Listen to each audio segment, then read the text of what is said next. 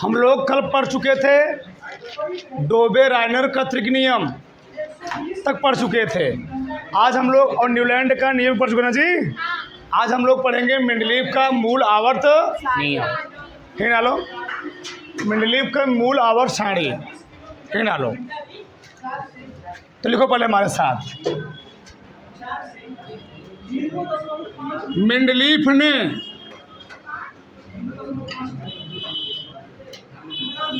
Mendeleev ने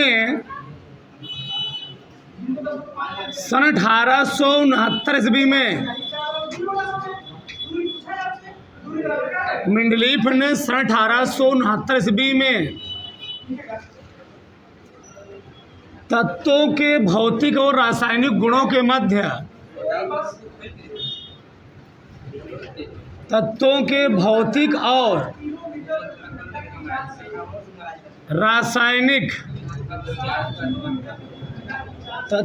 भौतिक और रासायनिक गुणों के मध्य संबंध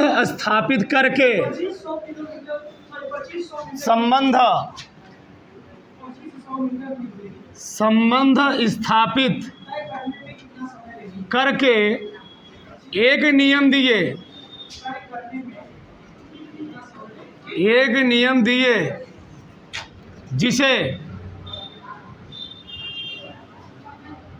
जिसे मेंडलीव का मूल आवर्त नियम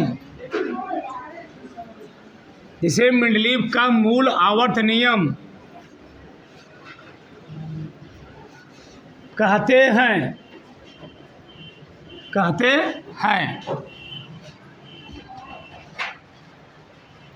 अब नियम लिखो नीचे एक लाइन छोड़ करके। इस नियम के अनुसार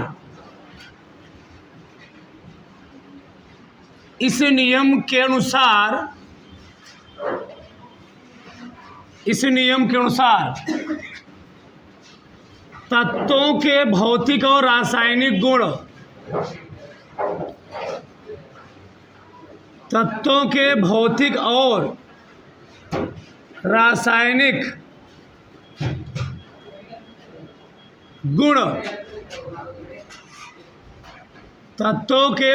और रासायनिक गुण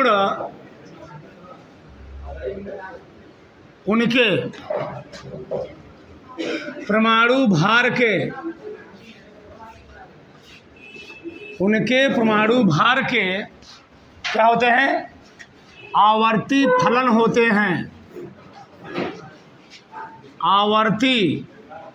फलन होते हैं। ठीक होते हैं। इसे लिखो। अर्थात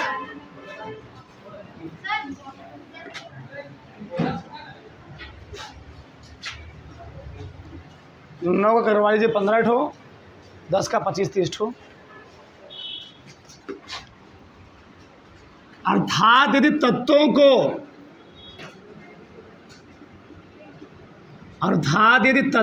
को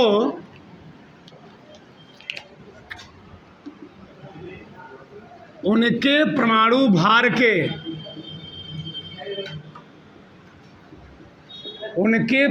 भार के बढ़ते हुए क्रम में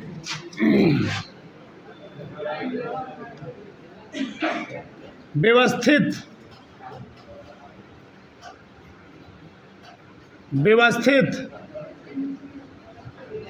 किया जाए तो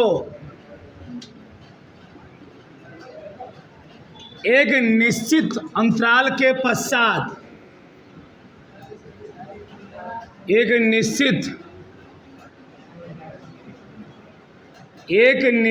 अंतराल के पश्चात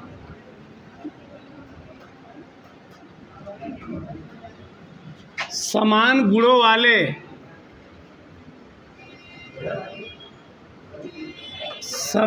गुणों वाले तत्वों की पुनरावृत्ति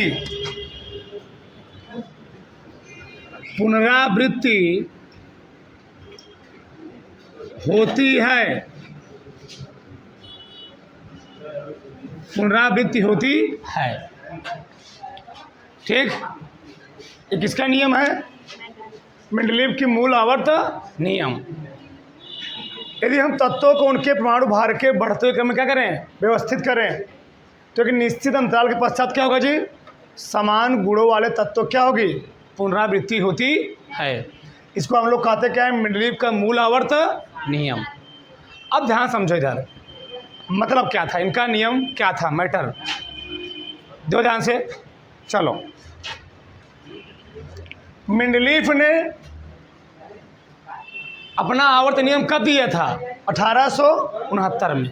अगर बात की जाए मेंडलीव की मूल आवर्त सारणी कब बनाई गई थी, तो मेंडलीव ने अपना नियम बनाया 1869 में, और मूल रूप से वह जो मार्केट में आया 1871 में। कब आया था? 1871 में। लिखो, मेंडलीव की मूल आवर्त सारणी सन 1800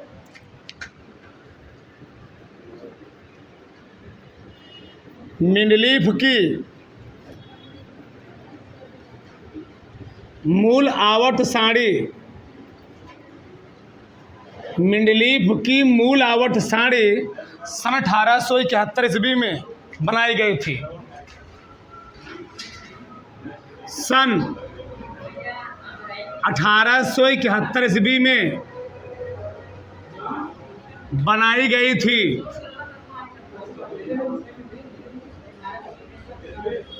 जिसे सन 1872 ईस्वी में, जिसे सन 1872 ईस्वी में जर्मन पत्रिका में संपादित किया गया। जर्मन पत्रिका में संपादित, जिसे सन 1872 ईस्वी में जर्मन पत्रिका में क्या किया गया जी? संपादित किया गया।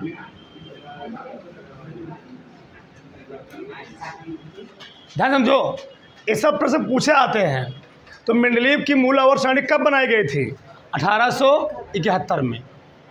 और मेंडलीव की जो आवर्त सारणी थी वह कितने ईस्वी में पत्रिका में संपादित हुई? पत्रिका देखो, अभी हम लोग वर्तमान समय में किताब छाप दिए, ऐसे कर दिए। पहले 1872 ईस्वी की बात है, उसमें क्या चलती? मैगजीन। क्या चलती थी? मैगजीन। जब कोई साइंटिस्ट कोई चीज़ खोज करता था, उसको किसी के सामने, किसी जो उस देश का सम्राट होता था, उसके सामने उस नियम को पेश करना होता था। जब सम्राट परमिशन देता था तभी लोग क्या करते थे? उसको वह मार्केट में पब्लिश होता था, ऐसे नहीं कर सकते थे। ठीक, तो इसमें संपादित हुआ जी, जर्मन पत्रिका में संपादित हुआ। फिर लोगों ने कहा अच्छा ये बहुत खतरनाक नियम इनका है। जब मेंडलीव ने आवर्त सारणी बनाई थी, जब मेंडलीव अपनी आवर्त सारणी बनाई थी, उस समय कुल ज्ञात तत्वों की संख्या 63 थी। पूछा गया कई बार, एक बार नहीं कई बार पूछा गया है। लिखो, मेंडलीव द्वारा बनाई गई आवर्त सारणी में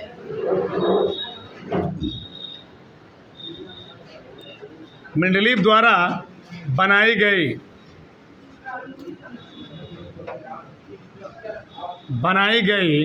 आवर्त सारणी में ज्ञात तत्वों की कुल संख्या, ज्ञात तत्वों की कुल संख्या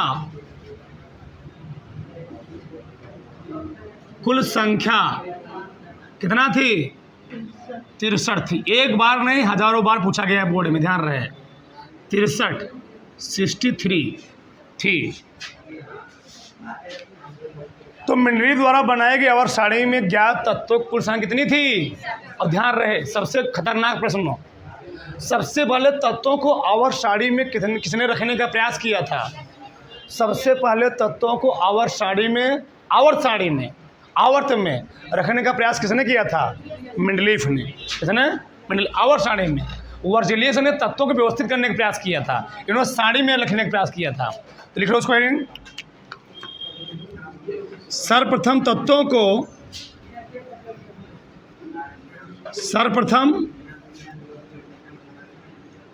को आवर्त सारणी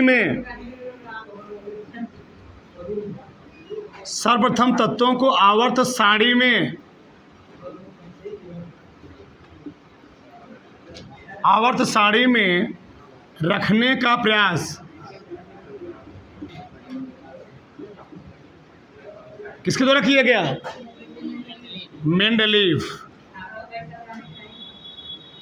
मेंडलीफ द्वारा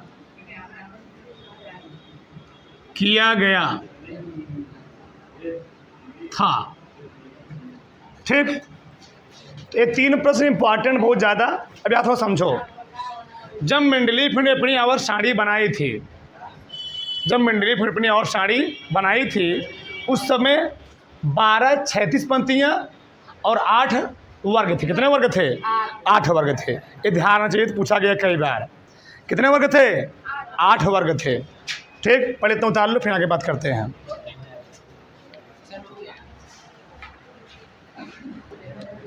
हेडिंग डालो, अगला हेडिंग डालो। मेंडलीफ की मूल आवर्त सारणी की विशेषताएं।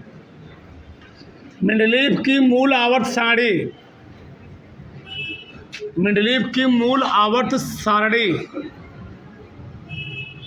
की विशेषताएं।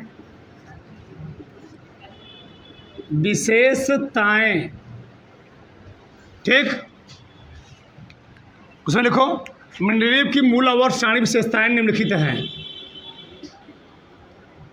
मेंडलीफ की मूल आवर्त सारणी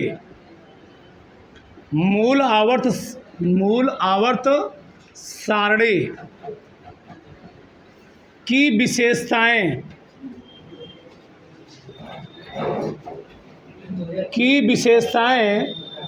निम्नवत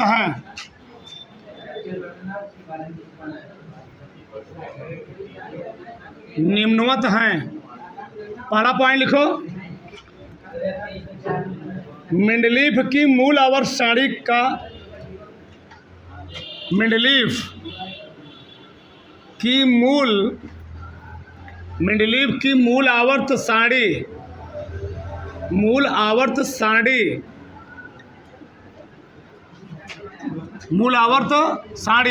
परमाणु भार के आवर्ती फलन है। परमाणु भार के आवर्ती फलन है। यानी इसको तो क्या जी? परमाणु भार के बढ़ते हुए क्रम में रखा गया है। अर्थात उसमें आगे लिख लो, अर्थात तत्वों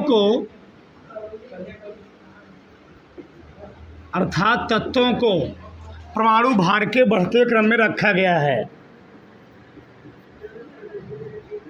परमाणु भार के बढ़ते हुए क्रम में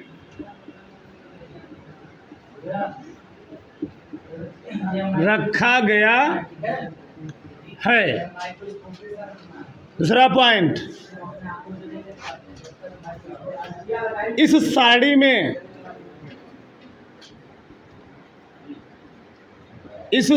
में 12 36 पंक्तियाँ,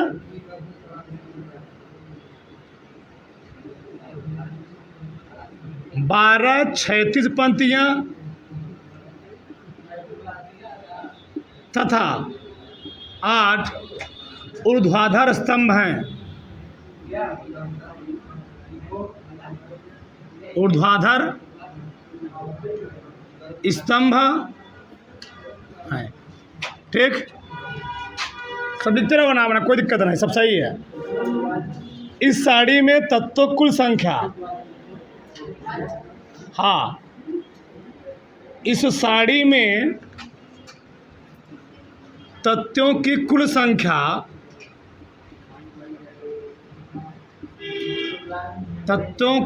संख्या 63 थी। कितना थी? 63 थी।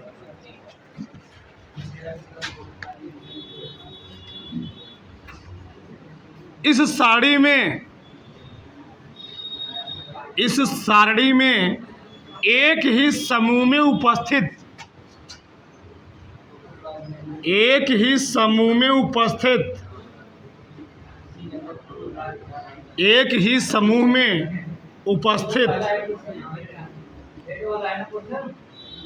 सभी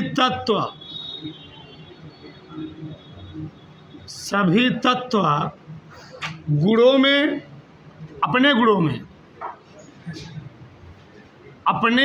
में समानता प्रदर्शित करते हैं। समानता प्रदर्शित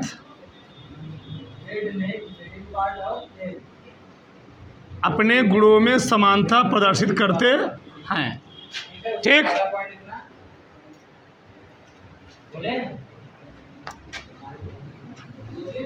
इस साड़ी में उपस्थित, अगला पॉइंट,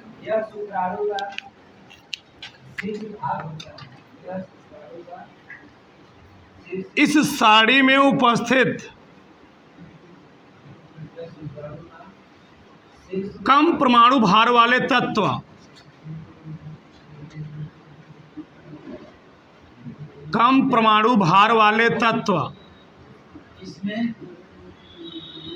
इस साड़ी में उपस्थित कम परमाणु भार वाले तत्व अपेक्षाकृत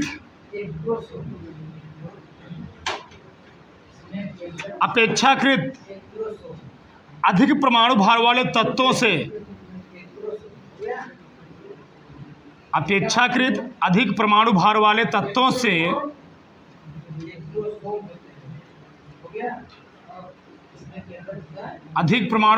तत्वों से प्रकृति में कम मात्रा में पाए गए।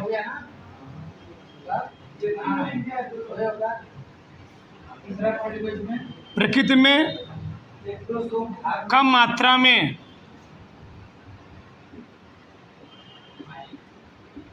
पाए गए। ठीक।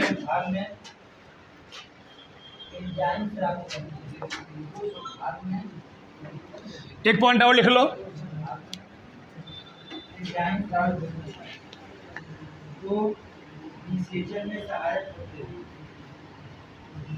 इस साड़ी में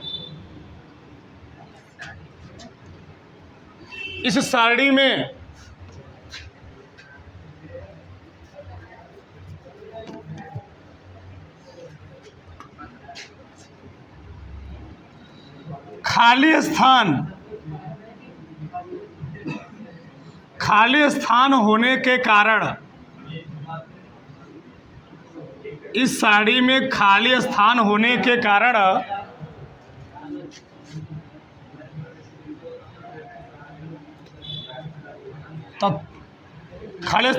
के कारण और तत्वों की खोज की ओर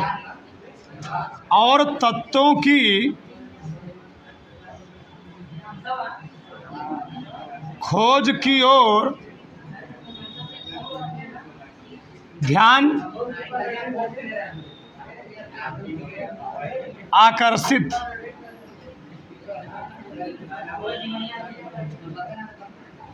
किया गया। 6 पॉइंट बहुत है। समझो ध्यान से, इधर पॉइंट समझो। मेंडलीव की मूल आवर्त सारणी विशेषताएं क्या थी? पहला विशेषता क्या है? मेंडलीव की जो मूल आवर्त सारणी बनाई गई थी वह परमाणु भार के आधार बनाई गई थी। एटॉमिक वेट के आधार पर बनाई गई थी। एटॉमिक वेट के आधार पर, अर्थात तत्वों को उनके परमाणु भार के बढ़ते क्रम में क्या किया गया था? अरेंजमेंट किया गया था, सजाया गया था, रखा गया था। तत्वों को उनके परमाणु भार के क्रम में क्या किया जी? सजाया गया था या अरेंजमेंट किया गया था। इस साड़ी में 12 क्षैतिज पंक्तियां हैं। क्षैतिज पंक्ति क्या होती है? ऐसे ऐसे, जो ऐसे ऐसे होती हैं, एक क्षैतिज पंक्तियां हैं। तो इस प्रकार कितनी थी? 12। कितनी थी? दिखाएं, देखो ध्यान से, देखो है तो नहीं? चलो ये 12 36 पंक्तियाँ गिनो क्या, कितना निकाल गए हैं? 1 2 3 4, कहाँ था लास्ट में है 12। और कितने स्तंभ है? B3 दिख रहे हो ना, 8 स्तंभ है ऐसे खड़े खड़े। इसको हम लोग कहते हैं ऊर्ध्वाधर स्तंभ, इसको क्या कहते हैं? क्षैतिज पंक्तियाँ। तो गिनो इसमें टोटल कितने एलिमेंट हैं? 63 एलिमेंट। कितने हैं बताओ? तो कितने क्षैतिज पंक्तियाँ हैं? लिखा गया जी लास्ट में 12। और कितने स्तंभ हैं? 8। चलो आगे देखो, तो इस साड़ी में 12 36 पंक्तियाँ और कितने स्तंभ हैं? 8 स्तंभ हैं। इस साड़ी में तत्वों की कुल संख्या कितनी थी?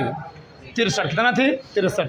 और इस साड़ी में एक ही समूह में, यानी एक समूह में, समूह मतलब एक ही पंक्ति नहीं, एक ही ऊर्ध्वाधर स्तंभ में, समूह को हम लोग कहते हैं वर्ग। क्या कहते हैं? वर्ग। और वर्ग को हम लोग कहते हैं ऊर्ध्वाधर स्तंभ। यानी एक वर्ग में जो एलिमेंट थे, क्या थे? एक वर्ग में जो एलिमेंट थे उनके गुणों में क्या थी? समानता थी। क्या थी? एक ही वर्ग में, एक ही समूह में जितने एलिमेंट रखे गए थे उनके गुणों में कुछ ना कुछ क्या थी? समानता थी। इसलिए मेंडलीफ ने उन तत्वों को एक ही समूह में, यानी एक ही वर्ग में या एक ही ऊर्ध्वाधर स्तंभ में रखा। आगे ठीक, वो तो बता ही दिया। इस साड़ी में उपस्थित कम परमाणु भार वाले तत्व, मतलब कहने मतलब ये है, इस साड़ी में जो 63 एलिमेंट थे, मेंडलीफ ने अपनी और साड़ी में, मूल और साड़ी में, मूल मतलब तो original periodic table, original Mendeleev की ओरिजिनल पीरियोडिक टेबल में जो 63 तत्व थे उनमें जिनका एटॉमिक वेट कम था वो प्रकृति में कम मात्रा में पाए गए, और जिनका एटॉमिक वेट क्या था? बहुत ही ज़्यादा था, वो प्रकृति में क्या पाए गए? अधिक मात्रा में पाए गए। सोचो 63 तत्व की खोज करना मामूली बात है? उस समय हो चुकी थी और सब उन्होंने सजा के रखा उसको। बहुत बड़ा कदम था साइंस की ओर, बहुत बड़ा इतिहास में कदम था, इसलिए इनको नहीं याद किया जाता है। साइंस में बहुत बड़ा कदम है मेंडलीफ का, जब तक धरती है तब क्यों याद किया जाएगा? ठीक, बहुत बड़ा कदम है 63 तत्वों को एक तरीके से सही सजा के अरेंजमेंट करना, फिर संशोधन बाद में किएगा, फिर साइंटिस्ट अपना अपना नियम दिए। लेकिन पूरा सही आधार कौन था इसमें? मेन इसमें आधार कौन था? आधार किसने उसको लाया? लाने का काम किसी द्वारा किया गया? मेंडलीफ के द्वारा किया गया। बाम तो संशोधन भले करो उसमें, और तत्व उसमें भरो। ठीक, अगला क्या है? इस साड़ी में जो खाली स्थान छोड़ा गया था, तो मेंडलीफ इतना दिमागदार, सोचो कितना दिमागदार थे। ठीक, अपना जब आवाज साड़ी बना रहे थे, तुम लोग देखोगे बीच बीच में देखो, जब मेंडलीफ अपना आवाज साड़ी बना रहे थे उनको मालूम था, अभी उनको मालूम था जब हम आवाज साड़ी बना रहे हैं तो यहाँ पर कुछ खाली गैपिंग छोड़ दिए। उनका तो द्रव्यमान एटॉमिक वेट लिख दिए थे, कुछ बोला कि एटॉमिक वेट लिख दिए थे और खाली स्थान छोड़ दिए। खाली स्थान छोड़ दिए कि बाद में इन तत्वों खोज हो जाएगी, इनको यहाँ पर क्या किया जाएगा? रख दिया जाएगा। इससे क्या हुआ? साइंटिस्टों का दिमाग क्या हुआ? और तत्व की खोज की ओर क्या हुआ? अग्रसर हुआ। और कुछ ही सालों में क्या हो चुके? इतने तत्व खटाखट खोजे गए, 21-22 साल बाद क्या हो गए? साला 118 एलिमेंट हो गए खटाखट। समझ रहे हो ना? ये थे मेंडलीफ। ऐसे लोग नहीं याद करते हैं इनको, समझो ना? तो क्या किए? आवर साड़ी बनाए, खाली उसमें गैपिंग छोड़े। खाली गैपिंग क्यों छोड़े? कि बाद में जब और तत्व खोज होगी, जहाँ जहाँ मैं खाली गैप छोड़ा हूँ उसमें उनको क्या किया जाएगा? रख दिया जाए। बताओ सही कदम था गलत कदम था? सही कदम था। इसीलिए कहा था जब तुम लोग पढ़ो, जो चैप्टर पढ़ रहे हो, चैप्टर पढ़ते समय उस चैप्टर जो मेन पॉइंट हो उसके, जब चैप्टर खत्म हो तो मेन पॉइंटों को चैप्टर पीछे क्या करो पढ़ने में, लिख डालो पेज में। इससे क्या होगा? इस चैप्टर की समरी तुमको याद हो रहेगा। वो उसको देख लोगे पढ़ना, वो चैप्टर क्या हो गया? याद हो गया। ये थे मेंडलीफ। समझ आ रहा है कि समझ में आ रहा है? उतार लो, डालो उसको।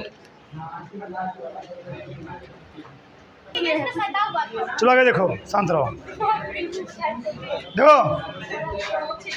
बोलो मत। अगर कोई नियम बनाता है, डाल्टन, तुम लोग सुने होंगे, डाल्टन ने अपना परमाणुवाद का सिद्धांत दिया, बाद में उसमें संशोधन हुआ। डाल्टन ने क्या कहा था?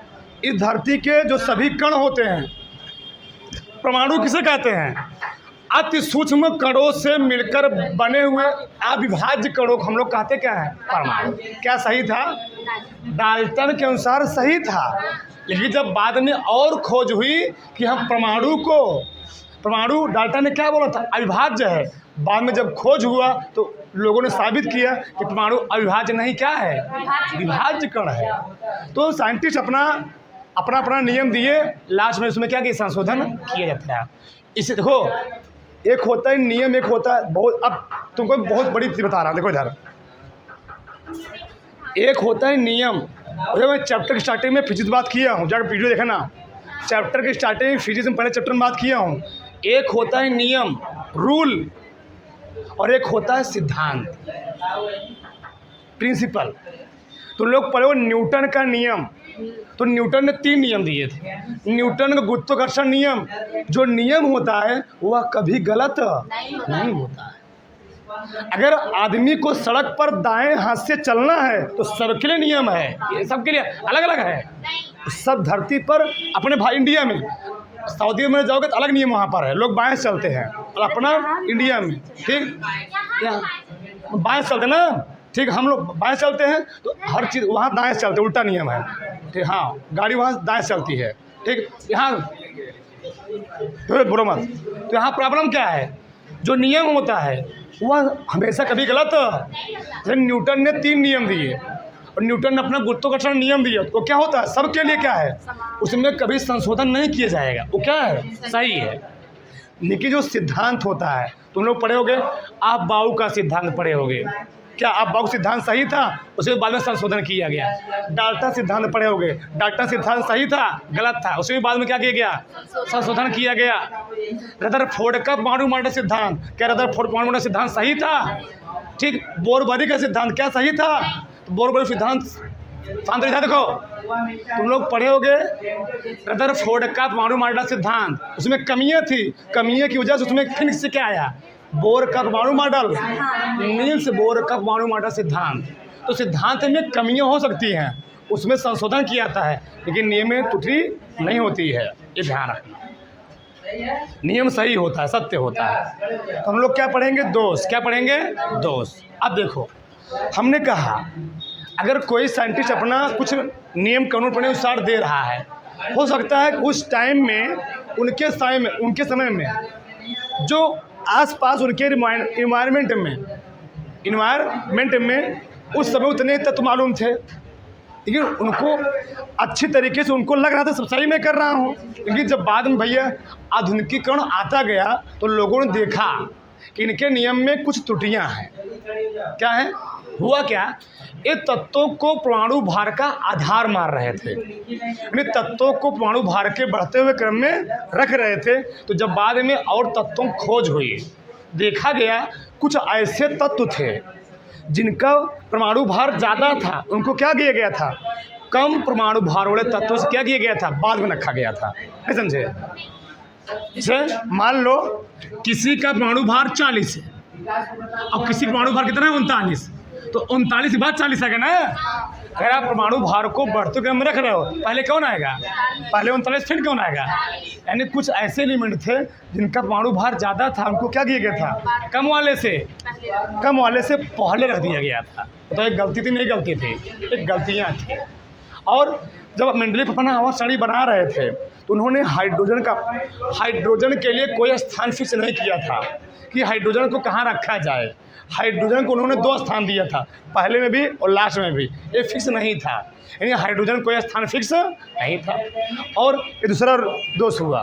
तीसरा दोष क्या था, तीसरा दोष ये था जब मेंडलीफ ने अपनी आवर्त सारणी बनाई तो उस समय समस्थानिक और संभारिक को खोज नहीं हुई थी। समस्थानिक क्या होता है, यानी आइसोटोप्स, ठीक, आइसोटोप्स यानी समस्थानिक, एक ही तत्व के वे परमाणु जिनके परमाणु क्रमांक समान होते हैं परंतु द्रव्यमान संख्या क्या होती है, भिन्न भिन्न होती है, उसको हम लोग कहते हैं समस्थानिक। और संभारिक क्या होते हैं, किसी अलग अलग तत्वों के वे परमाणु जिनके परमाणु क्रमांक अलग अलग परंतु द्रव्यमान संख्या क्या होती है, समान होती है, उसको हम लोग कहते हैं समभारिक। जब मेंडलीफ ने अपनी आवर्त सारणी बनाई थी उस समय संभारिक और समस्थानिक खोज नहीं हुई थी, यानी इन्होंने जो तत्वों का आधार क्या दिया था, परमाणु भार दिया था, तो बाद में मालूम चला कि तत्वों का आधार जब परमाणु भार दोगे तो समस्थानिक में तो फेल कर जाएगा। क्यों, समस्थानिक क्या होते हैं, समस्थानिकों का परमाणु क्रमांक क्या होता है, समान होता है, और संभारिकों का परमाणु क्रमांक क्या होता है, अलग अलग होता है, तो इनका नियम यहाँ भी फेल कर गया। और जब मेंडलीफ अपनी और साड़ी बनाई थी उस समय अक्रिय गैसों खोज नहीं हुई थी। किसकी?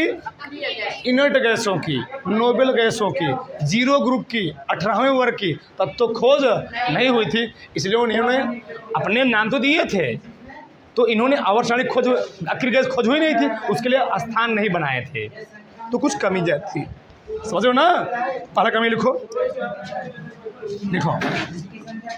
मेंडलीफ की मूल आवर्त सारणी के दोष निम्नलिखित हैं। मेंडलीफ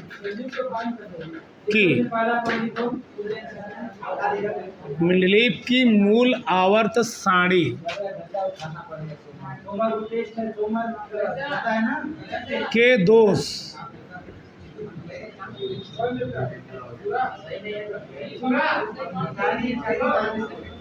निम्नलिखित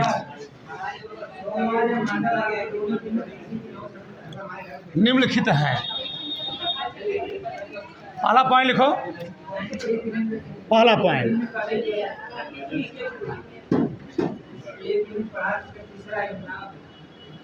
हेरी नग लिख लो, चले रहने दो। अधिक परमाणु भार वाले तत्वों को,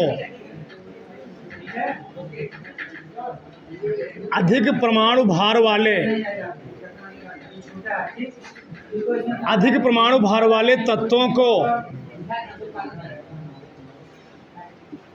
कम परमाणु भार वाले तत्वों से, कम परमाणु भार वाले तत्वों से पहले रखा गया था, पहले रखा गया था।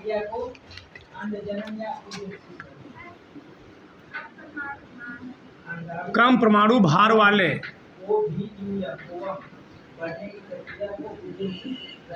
पहले रखा गया था। रुके रहना।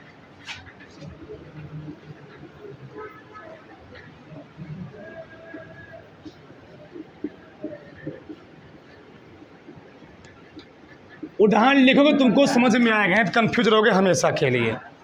ठीक,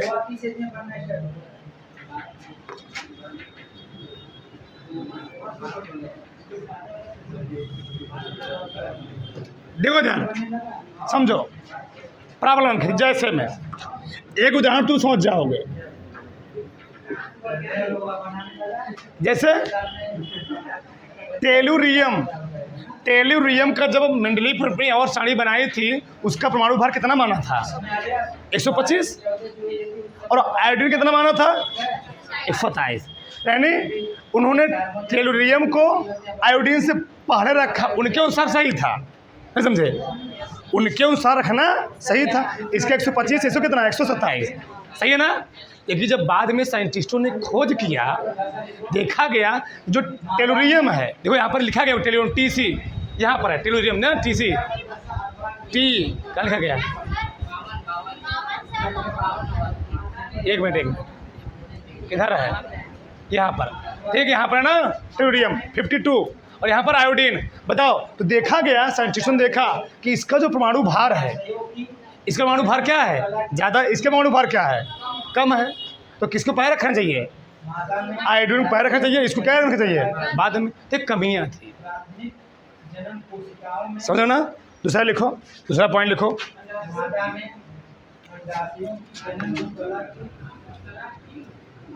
इस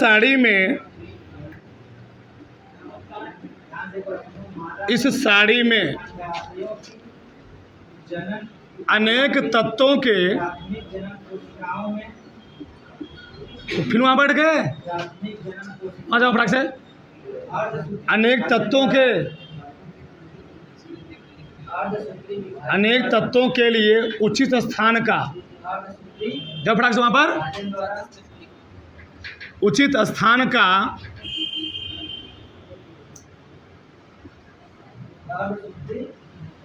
अभाव था, उचित स्थान का अभाव था। जो मतलब क्या था? मेंडलीफ ने उस समय उनको लगा, अब बताओ 63 एलिमेंट उनको मालूम थे, तो उन्होंने अपने बीच में ज़्यादा नहीं, 20-25 गैपिंग छोड़ा। क्या आवर साड़ी में 63 + 20 यानी 83 एलिमेंट है? ऐसे समझे हमारी बात? नहीं। उनके समय कितने एलिमेंट थे? 63। और उन्होंने कितना गैपिंग छोड़ा? 20 या 25, कितना हुआ? 83। क्या इस समय आवर सारणी में 83 एलिमेंट है? तो और जो तत्व खोजे गए उनको कहाँ रखोगे? और तत्वों के लिए कोई उचित स्थान नहीं मिल पाया। नहीं समझे हमारी बात? नहीं समझे? अरे भैया वो 20 स्थान छोड़े हैं और प्रकृति में 83 प्लस कितना 118, तो 118 माइनस मान लो 85, कितना हो गया? 85। अभी कितना बच रहा है? कितना बचा? 33। 33 एलिमेंटवा कहाँ रखोगे? स्थान छोड़े तब रखते ना। इसके इसलिए स्थान क्या था? अभाव था। इसे इनका भी नियम क्या किया? इसलिए इनका भी नियम फेल किया, इस कारण भी फेल किया। उसमें लिख लो, ठीक। 3 चरणों में पूरी होती है। जनन की प्रक्रिया दूसरा काम है।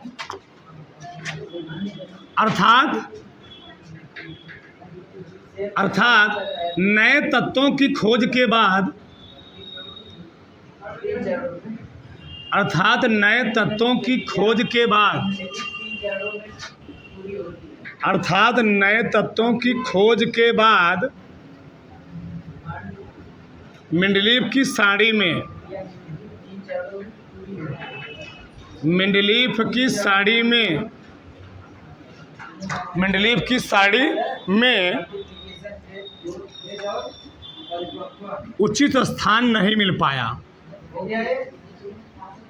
उचित स्थान नहीं मिल पाया। समझ में आ रहा है ना जी? समझ में आ रहा है ना? कोई दिक्कत?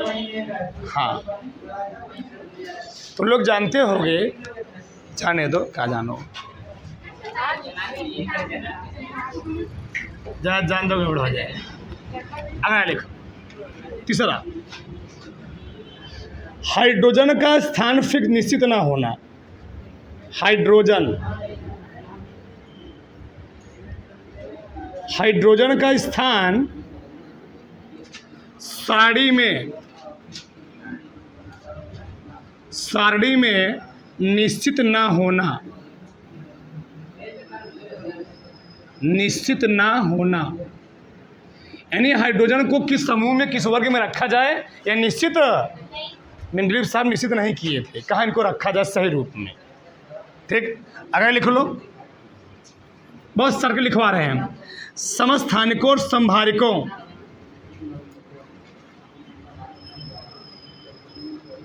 समस्थानिकों और संभारिकों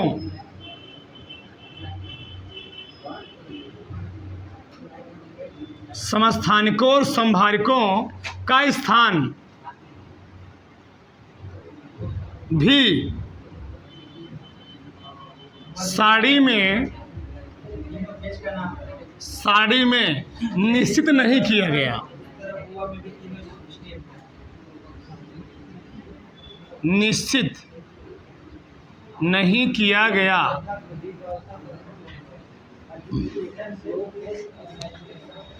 नहीं किया गया। एक छोड़ लिख लो, क्या?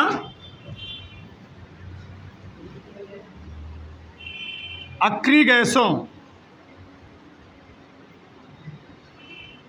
अक्रिय गैसों का कोई,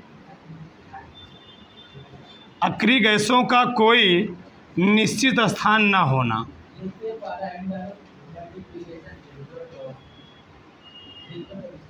निश्चित स्थान ना हो। तो तुम्हारी किताब में केवल 3 ही पॉइंट लिखे गए हैं, ठीक। 3 पॉइंट कौन कौन? एक ए वाला, एक ए वाला, एक ए वाला, ठीक। बस हमें ना, अगर आप तत्वों को परमाणु भार के बढ़ते हुए क्रम में रख रहे हैं तो पहले कौन होना चाहिए? कम वाला, फिर बाद में कौन चाहिए? ज़्यादा वाला। लेकिन देखा गया कुछ तत्व ऐसे थे जिनका परमाणु भार क्या था? ज़्यादा था, उनको क्या किया गया था? कम परमाणु भार तत्व क्या किया गया था? पहले रख दिया गया था। दूसरा, इस सारणी में अणु तत्वों के लिए उचित स्थान का अभाव था। इस साड़ी में अनेक तत्वों के लिए उचित स्थान का अभाव था। यानी उस समय 63 तत्व थे, उन्होंने खाली गैपिंग बहुत कम छोड़ा। बाद में जब धुआंधार तड़ातड़ क्या, जब धुआं क्या जी खटाखट तत्वों खोज होने लगी, तो जो और स्थान छोड़े थे उनमें तत्वों को फिट नहीं बैठे, तो उनके लिए क्या किया गया, अलग से स्थान बनाया गया। जो भी क्या था, ये बहुत बड़ा रीजन था। समझ रहे हो ना? ये बताओ। Lights, camera, action.